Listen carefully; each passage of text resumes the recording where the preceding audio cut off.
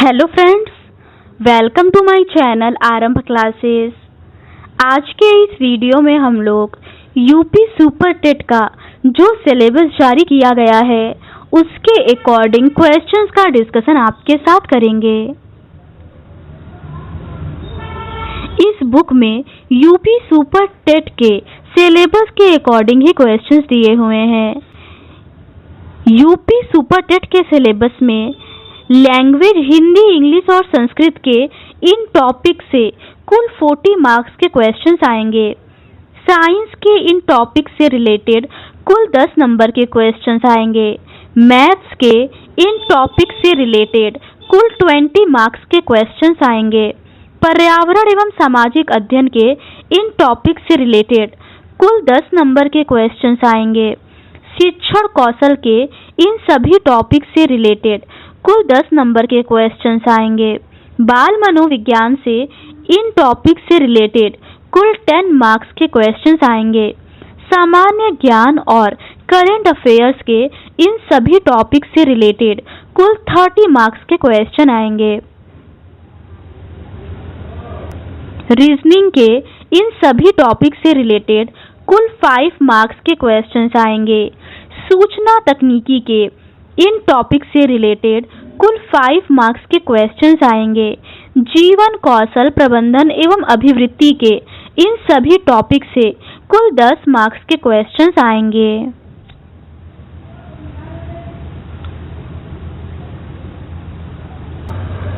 आज के इस वीडियो में हम लोग शिक्षण कौशल के रिमेनिंग क्वेश्चंस का डिस्कशन आपके साथ करेंगे।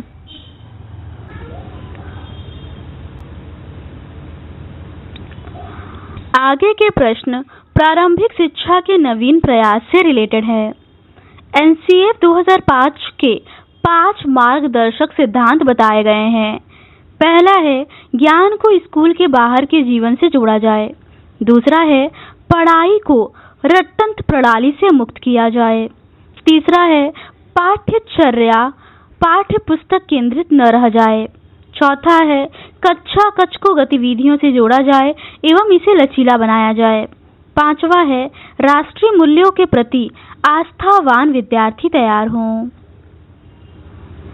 प्रश्न है देश में संविधान लागू किया गया। इसका सही आंसर है 26 जनवरी 1950 को। अगला प्रश्न है बाल अधिकार का प्रस्ताव पारित किया गया। इसका सही आंसर है संयुक्त राष्ट्र संघ द्वारा।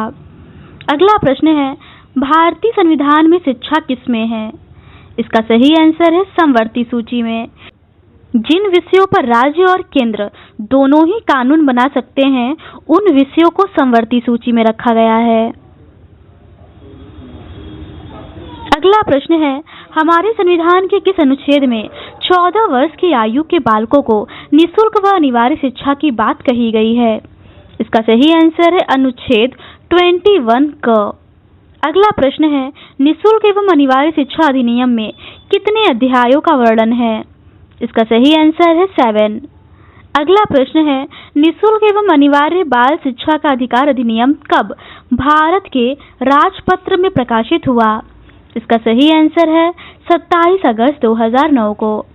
अगला प्रश्न है विशेष श्रेणी वाले विद्यालयों को आर्थिक रूप से निर्बल समुदायों के बच्चों के लिए पहली कक्षा में कितने प्रतिशत स्थान आरक्षित करना होगा। इसका सही आंसर है 25%। अगला प्रश्न है निःशुल्क और अनिवार्य शिक्षा का प्रावधान संविधान की किस धारा में था। इसका सही आंसर है धारा 45। अगला प्रश्न है शिक्षा में निस्पंदन का सिद्धांत लागू किया था।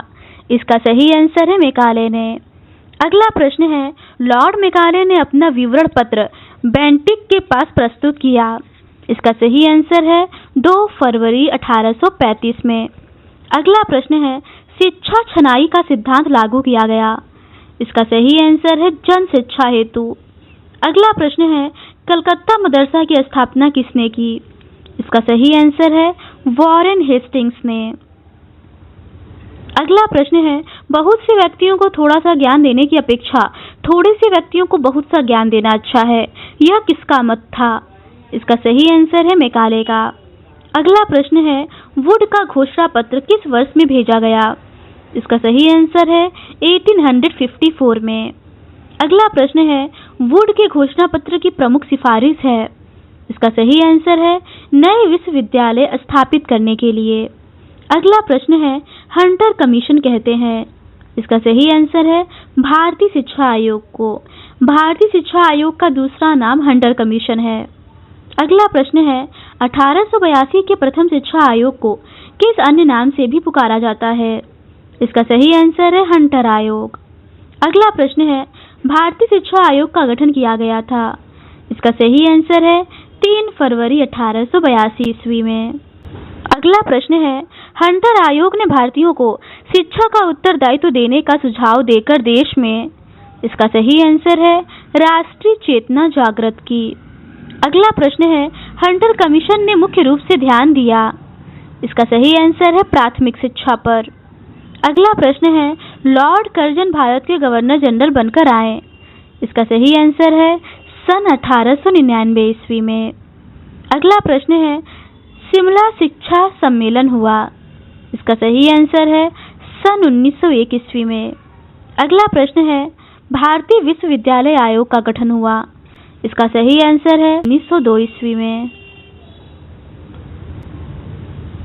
अगला प्रश्न है, कर्जन ने अपनी शिक्षा नीति को एक सरकारी प्रस्ताव के रूप में कब प्रकाशित करवाया? इसका सही आंसर है 11 मार्च 1904 ईस्वी में। अगला प्रश्न है, राष्ट्रीय शिक्षा आयोग के अध्यक्ष थे। इसका सही आंसर है डॉक्टर DS कोठारी। अगला प्रश्न है, राष्ट्रीय शिक्षा आयोग का गठन हुआ। इसका सही आंसर है सन 1964 से 66 में। अगला प्रश्न है, राष्ट्रीय शिक्षा आयोग का अध्यक्ष था। इसका सही आंसर है विश्वविद्यालय अनुदान आयोग का अध्यक्ष। अगला प्रश्न है, सन 1992 में किस राष्ट्रीय शिक्षा नीति का संशोधित स्वरूप पेश किया गया? इसका सही आंसर है राष्ट्रीय शिक्षा नीति 1986 का। अगला प्रश्न है, राष्ट्रीय शिक्षा नीति 1992 के संशोधित कार्यक्रम को कितने खंडों में बांटा गया था? इसका सही आंसर है 23। अगला प्रश्न है, राष्ट्रीय शिक्षा नीति 1986 की समीक्षा के लिए श्री राम मूर्ति की अध्यक्षता में समिति का गठन किया गया था। इसका सही आंसर है 7 मई 1990 को। अगला प्रश्न है, कस्तूरबा गांधी विद्यालय योजना का क्षेत्र क्या है? इसका सही आंसर है ग्रामीण। अगला प्रश्न है, स्कूल चलो अभियान अंग है। इसका सही आंसर है सर्व शिक्षा अभियान का। अगला प्रश्न है, ऑपरेशन ब्लैक बोर्ड का उद्देश्य है। इसका सही आंसर है प्राथमिक स्कूलों में पाठ्य सामग्री, शिक्षक उपकरण जैसी न्यूनतम आवश्यक सुविधाएं प्रदान करना। अगला प्रश्न है, स्कूल चलो अभियान में किस कक्षा तक के बच्चों को आकर्षित करने की योजना थी? इसका सही आंसर है कक्षा 1 से 8 तक। अगला प्रश्न है, ऑपरेशन ब्लैक बोर्ड कब आरंभ हुआ? इसका सही आंसर है 1987 to 88 में। अगला प्रश्न है, उत्तर प्रदेश में मिड डे मील योजना कब आरंभ हुई? इसका सही आंसर है 1995 से 96 में। अगला प्रश्न है, राष्ट्रीय शैक्षिक अनुसंधान तथा प्रशिक्षण परिषद नई दिल्ली द्वारा किस वर्ष में प्राथमिक एवं माध्यमिक विद्यालयों के शिक्षकों हेतु विस्तृत अभिविन्यास कार्यक्रम की शुरुआत की गई? इसका सही आंसर है 1986 में। अगला प्रश्न है, भारत के देशव्यापी शिशु शिक्षा कार्यक्रम का संचालन कब किया गया? इसका सही आंसर है 2 अक्टूबर 1975 में। अगला प्रश्न है, प्री विद्यालय कार्यक्रम को आगे बढ़ाने हेतु किन अभिकरणों द्वारा कार्य किए जाते हैं? इसका सही आंसर है शिशु शिक्षा केंद्र, आंगनबाड़ी व ECE कार्यक्रम। अगला प्रश्न है, संपूर्ण साक्षरता अभियान को कितने भागों में बांटा गया है? इसका सही आंसर है संपूर्ण साक्षरता व साक्षरता पूर्व के कार्यक्रम, सतत शिक्षा के कार्यक्रम और उत्तर साक्षरता कार्यक्रम। अगला प्रश्न है, कस्तूरबा गांधी विद्यालय योजना का संबंध है? इसका सही आंसर है प्राथमिक बालिका शिक्षा से। अगला प्रश्न है, प्रोफेसर यशपाल समिति का गठन भारत सरकार द्वारा किया गया? इसका सही आंसर है मार्च 1992 में। अगला प्रश्न है, संपूर्ण साक्षरता अभियान का प्रेरक वाक्य है? इसका सही आंसर है एक पढ़ाए एक। अगला प्रश्न है, शिक्षा को मौलिक अधिकार के रूप में स्वीकार किया गया? इसका सही आंसर है 1 अप्रैल 2010 को। अगला प्रश्न है, शिक्षा को किसी निश्चित स्तर तक सभी लोगों को अनिवार्य एवं निःशुल्क रूप से उपलब्ध कराना है? इसका सही आंसर है सार्वभौमिकरण। अगला प्रश्न है, बेसिक शिक्षा अधिनियम 1972 का उद्देश्य है? इसका सही आंसर है शैक्षिक कार्यक्रमों का प्रभावी क्रियान्वयन। अगला प्रश्न है, प्राथमिक विद्यालयों में न्यूनतम आवश्यक सुविधाएं सुलभ कराने की योजना है? इसका सही आंसर है ऑपरेशन ब्लैक बोर्ड योजना। अगला प्रश्न है, स्वतंत्रता के समय देश में कितने प्रतिशत जनसंख्या साक्षर थी? इसका सही आंसर है 14%। अगला प्रश्न है, विद्यालय स्तर पर शिशुओं की मांसपेशियों का विकास होता है? इसका सही आंसर है सृजनात्मक क्रियाकलापों से। अगला प्रश्न है, सर्व शिक्षा अभियान किस आयु वर्ग के बच्चों की शैक्षिक व्यवस्था से संबंधित है? इसका सही आंसर है 6 से 14 आयु वर्ग। अगला प्रश्न है, कस्तूरबा गांधी बालिका विद्यालय योजना किस वर्ग की बालिकाओं में साक्षरता की स्थिति बेहतर बनाने के लिए है? इसका सही आंसर है अनुसूचित जाति, जनजाति, अन्य पिछड़ा वर्ग, अल्पसंख्यक वर्ग के लिए। अगला प्रश्न है, सर्व शिक्षा अभियान के अंतर्गत संचालित होने वाले कार्यक्रमों के लिए वित्तीय सहायता प्राप्त है? इसका सही आंसर है राज्य और केंद्र सरकार द्वारा। अगला प्रश्न है, कितने अंतराल के उपरांत पाठ्यचर्या के पुनर्विकास एवं समीक्षा का प्रावधान है? इसका सही आंसर है 5 वर्ष बाद। अगला प्रश्न है, महात्मा गांधी ने बुनियादी तालीम या बेसिक शिक्षा का प्रस्ताव रखा था? इसका सही आंसर है 1937 में। इसे वर्धा योजना भी कहते हैं। अगला प्रश्न है, किस स्तर के विद्यालय से बच्चों को स्वतंत्र रूप से विकसित होने के लिए अवसर दिए जाने चाहिए? इसका सही आंसर है पूर्व प्राथमिक विद्यालय। अगला प्रश्न है, हरास की समस्या से आशय है? इसका सही आंसर है बीच में ही विद्यालय छोड़कर बच्चे का चला जाना। अगला प्रश्न है, PLET पलेट एक्ट संबंधित है? इसका सही आंसर है प्राथमिक शिक्षा में गुणात्मक व परिमाणात्मक वृद्धि से। अगला प्रश्न है, राष्ट्रीय पाठ्यचर्या की रूपरेखा NCF 2005 के अनुसार मार्गदर्शक सिद्धांत में निहित है? इसका सही आंसर है पाठ्यचर्या का संवर्धन पाठ्य पुस्तक पर केंद्रित करना। अगला प्रश्न है, गोखले विधेयक प्रस्तुत किया गया था? इसका सही आंसर है 16 मार्च 1911 को। अगला प्रश्न है, हंटर कमीशन के समक्ष प्राथमिक शिक्षा को अनिवार्य व निःशुल्क करने का प्रस्ताव रखा? इसका सही आंसर है दादा भाई नौरोजी ने। अगला प्रश्न है, प्राच्य पाश्चात्य विवाद का जन्म हुआ? इसका सही आंसर है 1813 के आज्ञा पत्र से। अगला प्रश्न है, राष्ट्रीय बाल श्रम परियोजना संचालित की गई? इसका सही आंसर है 9वीं पंचवर्षीय योजना में। अगला प्रश्न है, उत्तर प्रदेश के समस्त जिलों में स्कूल चलो अभियान शुरू किया गया? इसका सही आंसर है वर्ष 2004 में। अगला प्रश्न है, राष्ट्रीय साक्षरता मिशन की स्थापना के बाद सर्वप्रथम संपूर्ण साक्षरता अभियान की घोषणा की गई? इसका सही आंसर है केरल राज्य में। अगला प्रश्न है, पूर्व प्राथमिक शिक्षा संबंधित है? इसका सही आंसर है 3 से 6 वर्ष तक के बच्चों के लिए। अगला प्रश्न है, पोषाहार वितरण योजना का उद्देश्य नहीं है? इसका सही आंसर है कुपोषण की समस्या को दूर करना। अगला प्रश्न है, शिमला शिक्षा सम्मेलन 1901 का आयोजन किया गया? इसका सही आंसर है लॉर्ड कर्जन द्वारा।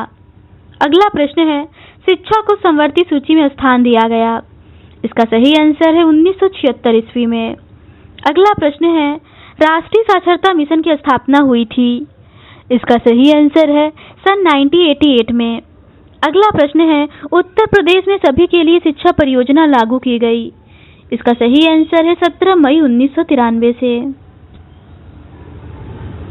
अगला प्रश्न है, जब कोई बालक किसी भी अवस्था में प्राथमिक शिक्षा पूर्ण किए बिना ही विद्यालय छोड़कर चला जाता है तो यह कहलाता है? इसका सही आंसर है हरास। अगला प्रश्न है, 1960 से 61 में जनजातियों की शिक्षा संबंधी समस्याओं के समाधान हेतु गठित कमेटी के अध्यक्ष थे? इसका सही आंसर है श्री UN ढेबर। अगला प्रश्न है, राष्ट्रीय महिला शिक्षा समिति 1958 की अध्यक्ष थी। इसका सही आंसर है दुर्गाबाई देशमुख। अगला प्रश्न है, उत्तर प्रदेश में जिला प्राथमिक शिक्षा का कार्यक्रम प्रारंभ किया गया था। इसका सही आंसर है 1997 to 98 में। अगला प्रश्न है, शिक्षा में अपव्यय तथा अवरोधन पर अपना सुझाव दिया था। इसका सही आंसर है हटांग समिति ने। अगला प्रश्न है, राष्ट्रीय शैक्षिक अनुसंधान एवं प्रशिक्षण परिषद का मुख्यालय स्थित है। इसका सही आंसर है नई दिल्ली में। अगला प्रश्न है, बेसिक शिक्षा अधिनियम पारित हुआ। इसका सही आंसर है सन 1972 में। अगला प्रश्न है, शिक्षकों हेतु राष्ट्रीय पुरस्कार का प्रारंभ किया गया। इसका सही आंसर है सन 1958 में।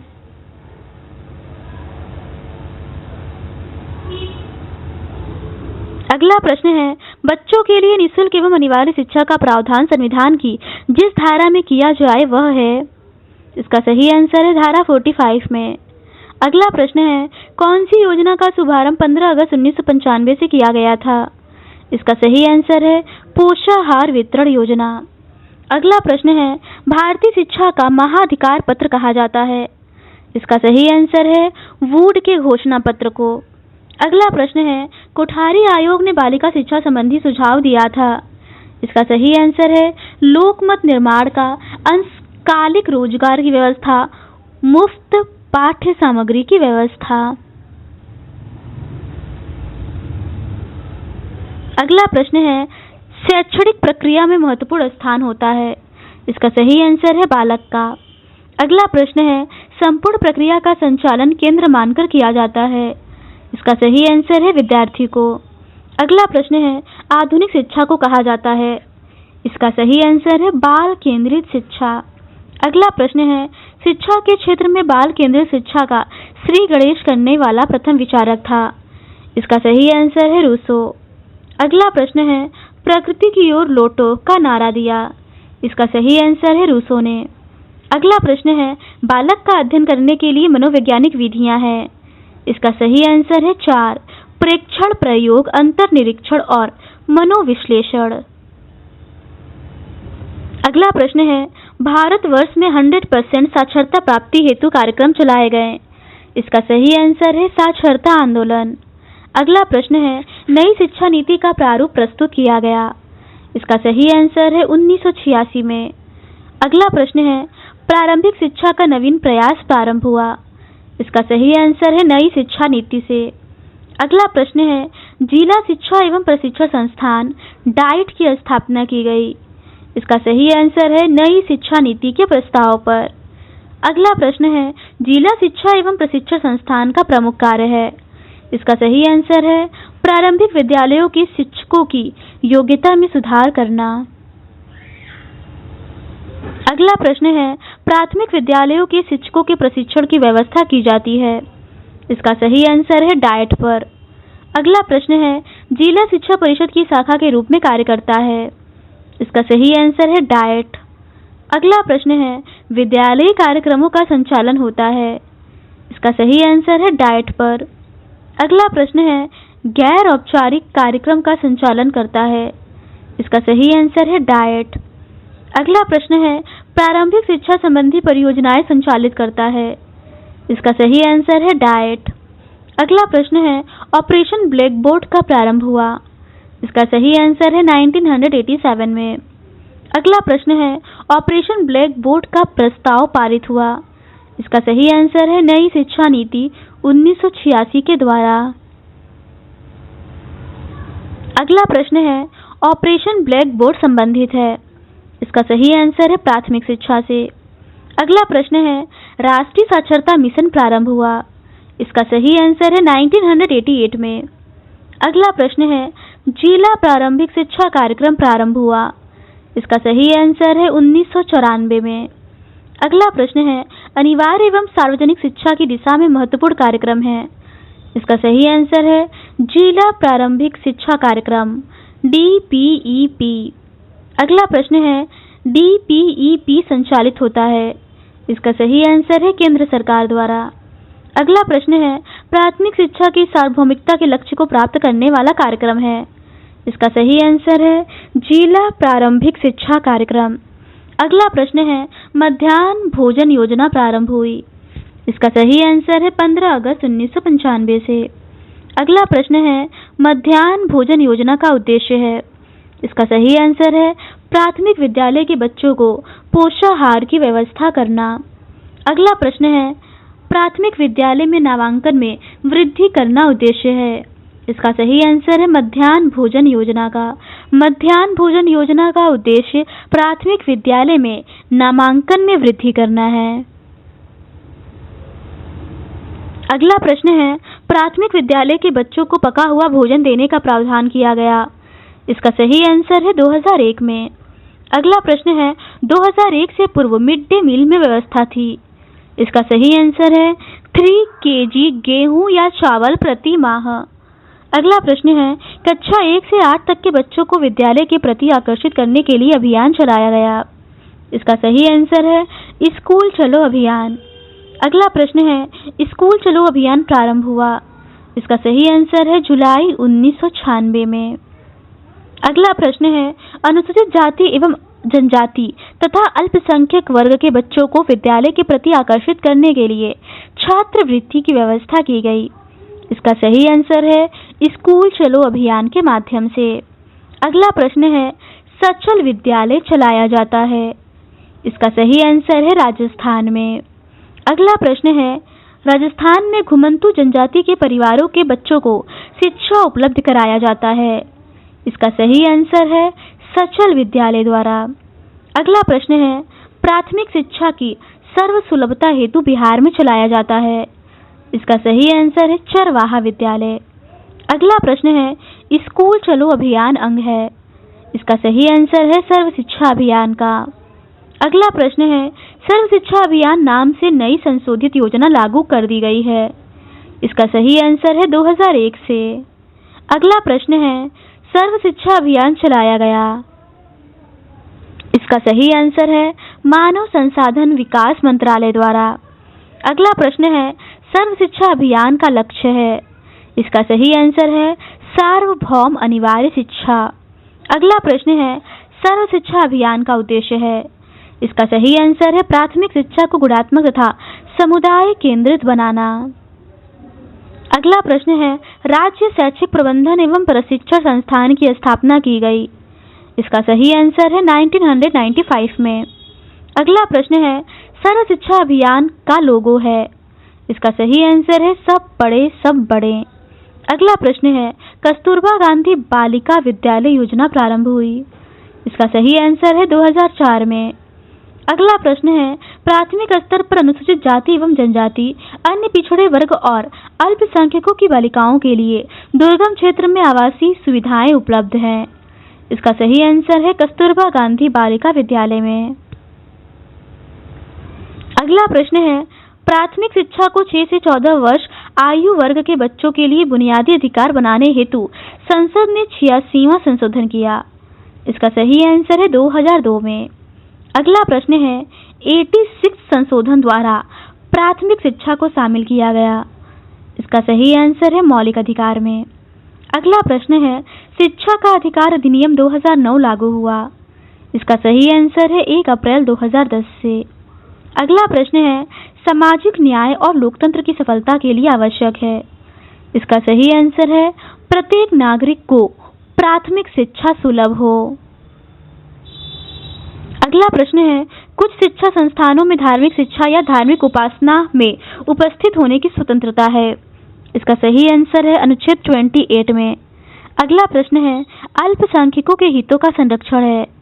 इसका सही आंसर है अनुच्छेद 29।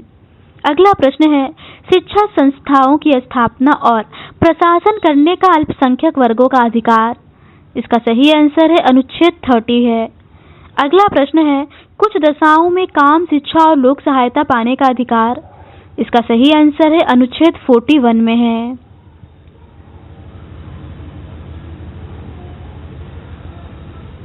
अगला प्रश्न है शैशव पूर्व देखभाल तथा 6 वर्ष से नीचे आयु वर्ग के बालकों के लिए शिक्षा व्यवस्था है।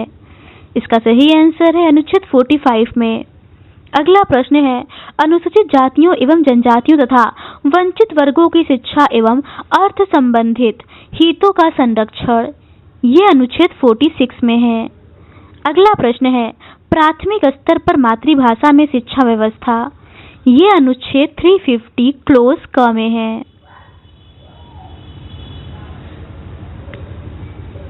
तो आज के इस वीडियो में बस इतना ही। इस सीरीज के नेक्स्ट पार्ट में हम लोग शैक्षिक मूल्यांकन एवं मापन से रिलेटेड क्वेश्चंस का डिस्कशन आपके साथ करेंगे। अगर आपको ये सीरीज पसंद आती है तो please do subscribe to my channel and like this video. Thank you.